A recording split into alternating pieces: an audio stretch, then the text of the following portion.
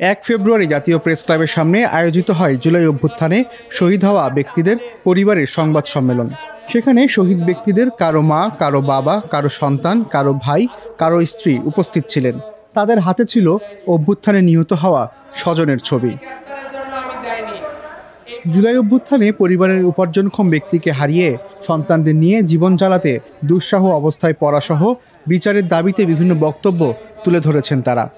আমার স্বামী একাই ইনকাম করতো, আমার স্বামী চলে গেছে, আজকে আমার বাচ্চা অমর শিশু তার ছবি নিয়ে বসে আছে। কেন থাকবে?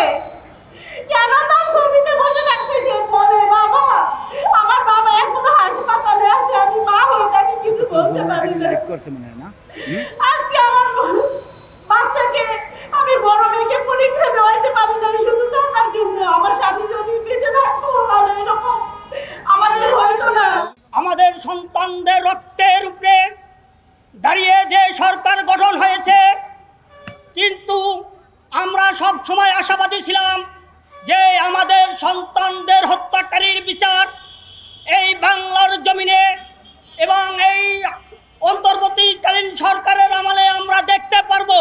কিন্তু আমরা সেই আশার বাড়ি আর আমরা মনে হয় যে দেখতে পারবো না। সংবাদ সম্মেলনের শিরোনাম ছিল প্রতিটি হত্যার আসামিদের দ্রুত গ্রেপ্তার ও দ্রুত বিচার নিশ্চিত করা, শহীদ পরিবারের ন্যায্য দাবি আদায়ের লক্ষ্যে সংবাদ সম্মেলন।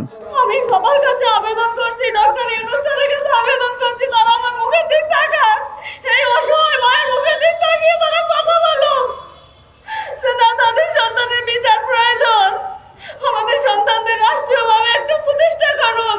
একটা বাচ্চা কোলে নিয়ে একজন মা চলার পথ যে কতটুকু কঠিন সেটা যার কোলে বাচ্চা আছে সেই শুধু জানে। আমার মেয়েকে নিয়ে যখন বের হইতাম তখন ওর বাবা ওকে কোলে নিত। আজকে কত দায়িত্ব আমার কাঁধে, ওই দায়িত্বের ভার কি সরকার একটু হলেও কমাইতে পারে না? সংবাদ সম্মেলনে অন্তত 20টি শহীদ পরিবারের সদস্যরা বক্তব্য দিয়েছেন। আমি শহীদ ইমন মিয়ার আম্মা। আমরা টাকা পয়সা কিছুই তো আপনার কাছে চাইনি, চাইছি বিচার। আমাদের বিচার, সন্তানদের হত্যার বিচার চাই। এর মধ্যে প্রত্যেকটা হত্যাকারীকে আমরা বিচার চাই।